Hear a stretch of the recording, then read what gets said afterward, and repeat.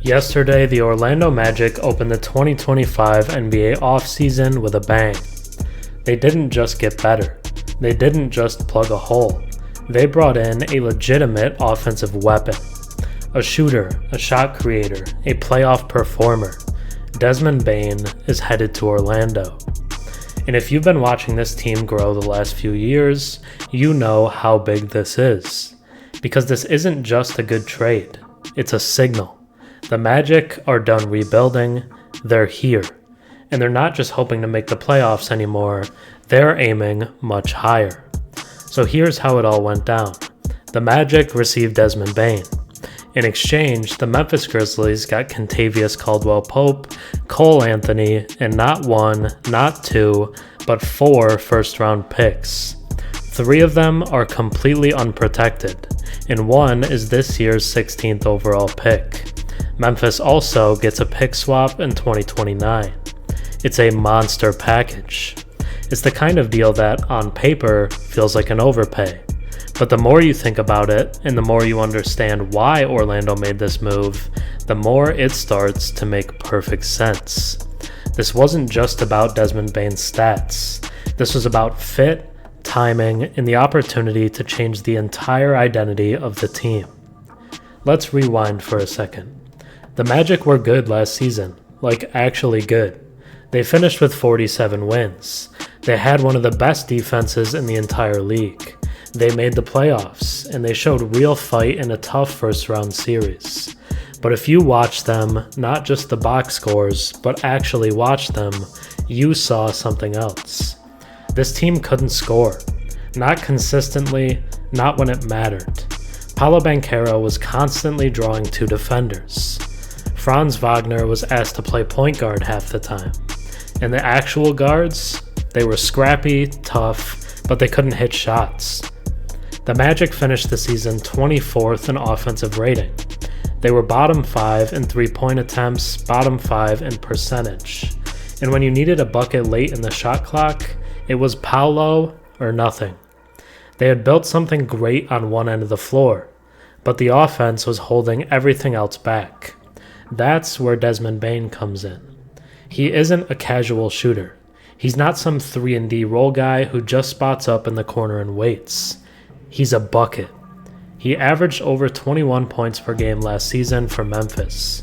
He shot over 40% from 3 again, despite being the focal point of opposing defenses most nights, especially with Ja Morant out for large chunks of the season.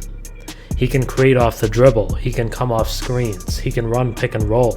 He's strong enough to finish through contact and smart enough to play off ball when someone else is cooking. More than anything though, Bane is the kind of guy you can trust in the playoffs. He's already proven that. He doesn't shy away from the moment, he doesn't need to dominate the ball, and he absolutely will punish you if you help off of him. For Orlando, he's exactly the kind of perimeter scorer they've never had. He's not a guy who needs to be made better by the system, he makes the system better. So let's look at what this roster looks like now.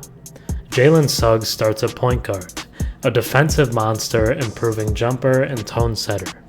Desmond Bane is next to him in the backcourt, your shooter, your creator, the guy who takes pressure off everyone else. Franz Wagner at the 3, a smart cutter, ball mover, and versatile defender. Paolo Banchero at the 4, your franchise player, the engine of the team, and now finally a guy who can pass out of doubles knowing someone will actually hit the shot. And then, well, the 5 spot is still a bit fluid. Jonathan Isaac is an option if healthy. They could bring in a floor spacing big. Mo Wagner is there too, but the real improvement isn't at center. It's in the spacing, it's in the gravity, it's in the fact that Orlando now has a lineup that makes basketball sense on both ends of the floor. They can defend, they can run, and now they can score. Now let's address the obvious question. Did the Magic give up too much? 4 first-round picks, including this year's. Cole Anthony, KCP. That's a lot of value. And here's the thing. Orlando has depth. They've been drafting and developing for years. And at some point, you can't keep adding rookies to an already young rotation. You need to consolidate talent. You need to make a move that actually pushes the needle. Bane isn't some aging star on a bloated contract. He's 26 years old, he fits their timeline, he fits their system. He's under contract for years. Yes, they gave up picks, but if this works, those picks won't be anywhere near the lottery anyway. This is what going all in strategically looks like. So where does this move put the Magic in the Eastern Conference? Honestly, right at the top. Not the top, not clearly above everyone, but certainly in the top group. And that's a massive shift for a team that a year ago, most people still saw as up and coming. Let's be real about the East for a second. Boston, they're vulnerable. Jayson Tatum could miss most, if not all, of next season with that Achilles injury. And without him, the Celtics go from juggernaut to very beatable. Philly, total disaster. Embiid's health is once again in question. They're reshuffling everything around Maxey, and that team hasn't had real cohesion since 2022. That leaves a new group at the top, and it's not the one anyone expected a year ago. Right now, the teams to beat in the East are the Pacers, currently in the NBA Finals, the Knicks, the Cavs, and now the Orlando Magic. Orlando has the defense.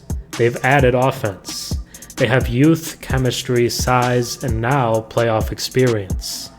This Desmond Bane trade doesn't just improve their chances, it launches them into the tier of teams that can expect a top 4 seed and a second round appearance as the baseline, not the ceiling.